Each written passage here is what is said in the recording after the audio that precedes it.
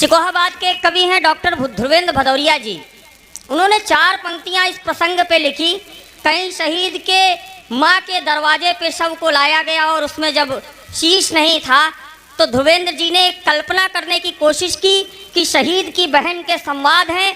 और मैं बहुत अच्छी ये पंक्तियाँ इसलिए आपके बीच में सुना रहा हूँ क्योंकि ये रेवसा के सुधी श्रोताओं तक पहुँचनी चाहिए। सुनिएगा, शायद ध्रुवेंद्र जी यहाँ नहीं आए लंबे समय से, मैं पढ़ता हूँ, सुनिएगा।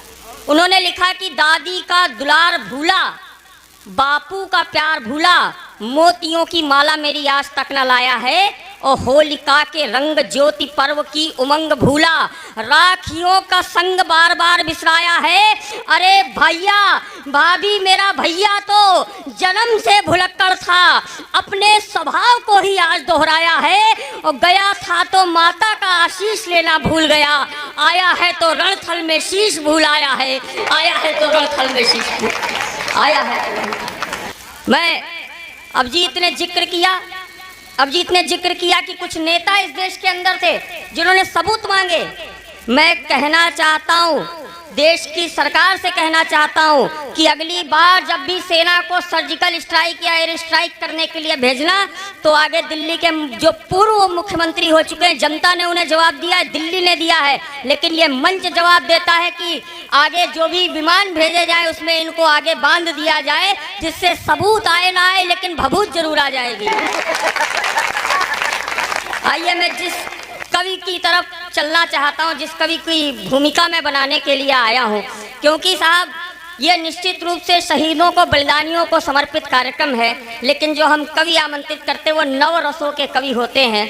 इसलिए हालांकि ये आप बिल्कुल भी मत समझ लेना कि हास्य के कवियों के अंदर देशभक्ति नहीं होती है, इनके अंदर बहुत ज़्यादा देशभक्ति होती है। मतलब देशभक्ति तो इनके अंदर कूट कूट के भरी गई होती है, पहले कूटे गए होते हैं, फिर देशभक्ति भरी गई होती है। मेरा आशय गुलशन से है। हास्य व्यंग के एक बहुत अच्छे कवि हैं, जब यहाँ पे आएंगे तो आपको संदेश की कविताएं भी देंगे और आपको गुदगुदाने का काम भी करेंगे। मैंने एक बार गुलशन से कहा भी, मैंने कहा गुलशन कुछ पाकिस्तान पे तुम भी क्यों नहीं लिखते? तो इन्होंने कहा कि भैया देखो मैं यूनिवर्सल चीज़ों पर कविता लिखता हूँ, मैं प्रेम पर लिखता हूँ। प्रेम हजारों वर्ष पहले था, आज भी है, कल भी रहेगा। पाकिस्तान 14 अगस्त 1947 के पहले नहीं था और आज है, चलो मान लो, कल पता नहीं कब मोटा भाई का दिमाग घूम जाए। तो एक बार अगर समझ रहे हैं, एक बार बहुत अच्छी तालियां बजाइए, हम जोरदार तालियों के। विख्यात भैया ने मुझे बिल्कुल सही समय पर उठाया, भगवान इनको भी सही समय पर उठाए।